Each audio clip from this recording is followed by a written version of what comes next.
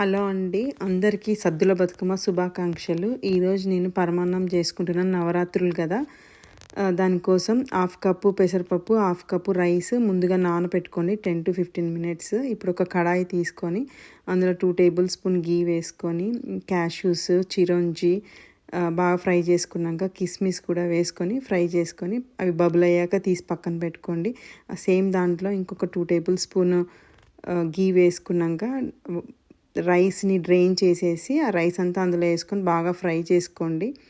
ఇప్పుడు మనము ఏదైతే కప్పుతో మనం రైస్ పెసరపప్పు తీసుకున్నామో అదే కప్పుతోని 2 cups మిల్క్, 1 cup వాటర్ తీసుకోండి.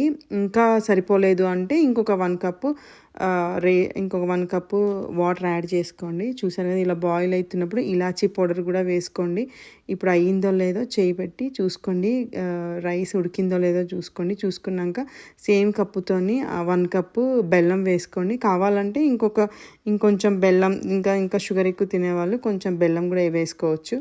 ఫైనల్గా ఫ్రై చేసిన డ్రై ఫ్రూట్స్ వేసుకోండి. డ్రై ఫ్రూట్స్ మంచిగా ఫ్రై చేయాక ఇంకో 1 tablespoon గీ వేసుకోండి. గీ వేసుకొని బాగా ఫ్రై చేసుకోండి. మంచిగా దగ్గరికి అయ్యేంత వరకు ఫ్రై చేసుకోండి. చూసారు కదా ఎంత బాగుందో, చాలా బాగా వచ్చింది పరమాన్నము. Thanks for watching. Please like, share, subscribe my channel.